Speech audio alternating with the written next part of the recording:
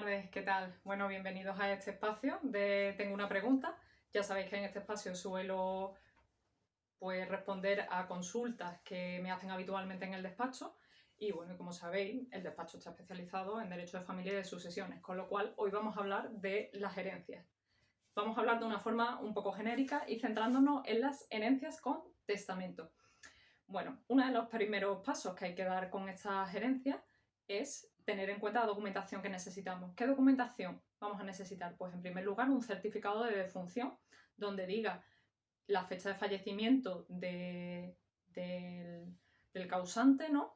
Y el lugar donde ha fallecido esta persona. Una vez que tenemos este certificado de defunción, lo que va a hacer este certificado de defunción es darnos la llave para acceder a otro documento que es importante, que son los actos de última voluntad. Con los actos de última voluntad podemos conocer si esta persona ha otorgado un testamento, cuál ha sido su último testamento, porque una persona puede otorgar tantos testamentos como quiera, pero el último va a ser el vigente, va a ser el que vamos a utilizar a efectos de... el válido, va a ser el válido a efectos de abrir la sucesión, ¿no? Entonces, cuando ya sabemos qué notario es el competente, el que tiene el testamento, ante qué notario se ha otorgado este testamento, pues ya vamos a conocer efectivamente dónde acudir, ¿no? Y dónde pedir este testamento. Muy bien. Estos actos de última voluntad se pueden pedir 15 días después del fallecimiento. Es decir, que antes no vamos a poder solicitar este documento.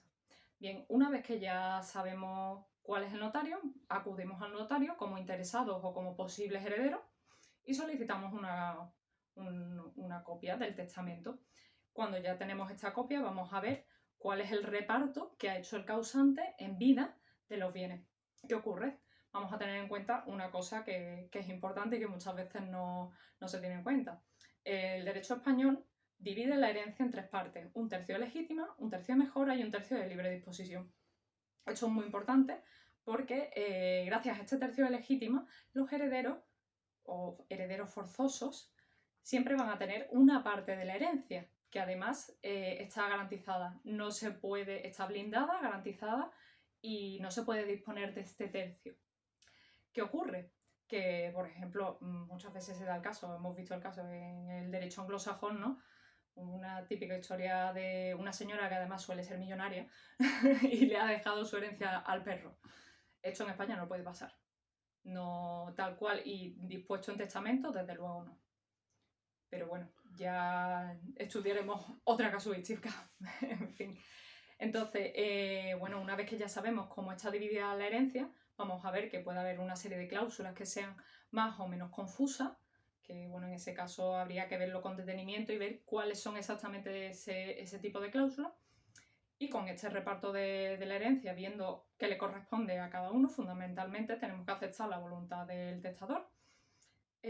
No sé, evidentemente, salvo que hay un perjuicio a la legítima.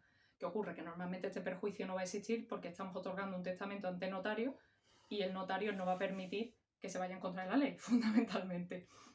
Entonces, una vez que ya sabemos cómo se ha dividido la herencia en estos tercios y cómo se va a disponer, las partes, pues lo lógico o lo habitual o no tan habitual es que hagan una escritura de aceptación y adjudicación de herencia. Claro, ¿cuándo se hace esta aceptación y adjudicación de herencia? Cuando todos los herederos están de acuerdo con las particiones que le corresponden. Entonces, esta escritura se va a hacer ante notario y el notario simplemente pues va a dar fe de que efectivamente la herencia se ha repartido en las cuotas en las que se ha dispuesto según la voluntad del testador y que todas las partes están de acuerdo con estas cuotas, ¿no? Una vez que ya tenemos esta adjudicación, aceptación de herencia, vamos a proceder a liquidar el impuesto de sucesiones y a inscribir los distintos bienes en el registro de la propiedad para que conste los bienes que nos hemos repartido en nuestro nombre. Bueno, esto en caso de sucesión testamentaria. ¿Qué ocurre si, por ejemplo, no hay acuerdo entre los herederos?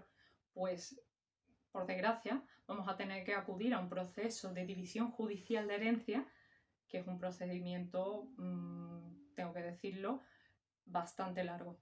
Es un procedimiento largo y en el cual hay intervención de, por ejemplo, un contador partidor, que va a ser la persona que haga el reparto de los bienes en caso de que no se hayan puesto de acuerdo. Bueno, pues este ha sido el vídeo de hoy. Espero que os haya quitado algunas dudas que teníais. Y bueno, y si tenéis alguna duda, pues siempre podéis consultarme. Ya sabéis, tenéis mi contacto en la página web. Y bueno, espero veros pronto. Hasta luego.